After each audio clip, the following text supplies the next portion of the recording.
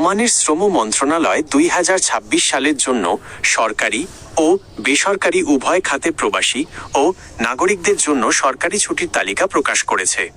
নতুন নীতিমালা অনুযায়ী ধর্মীয় এবং জাতীয় দিবসগুলোর ছুটি আগেভাগেই ঘোষণা করা হয়েছে, যাতে সবাই তাদের কর্মপরিকল্পনা ঠিক করতে পারেন।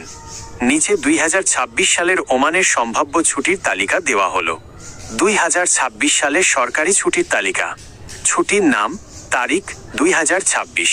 দিন, সুলতানের সিংহাসন আরোহণ দিবস 15ই জানুয়ারি বৃহস্পতিবার, শবে মেরাজ 18ই জানুয়ারি রবিবার, ঈদ উল ফিতর 18-22 মার্চ বুধবার রবিবার, সম্ভাব্য ঈদ উল আজহা 26-29 মে মঙ্গলবার শুক্রবার, সম্ভাব্য হিজরি নববর্ষ 18ই জুন বৃহস্পতিবার, ঈদে মিলাদুন্নবী 27 আগস্ট বৃহস্পতিবার, ওমান জাতীয় দিবস 25-26 নভেম্বর বুধবার ও বৃহস্পতিবার। কিছু গুরুত্বপূর্ণ তথ্য। চাঁদ দেখার উপর নির্ভরশীল ঈদ উল ফিতর এবং ঈদ উল আজহার সঠিক তারিখ চাঁদ দেখার উপর ভিত্তি করে ওমান সরকার যথাসময়ে নিশ্চিত করবে। সাপ্তাহিক ছুটি।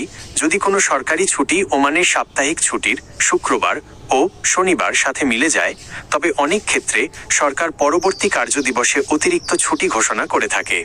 বেসরকারি খাত।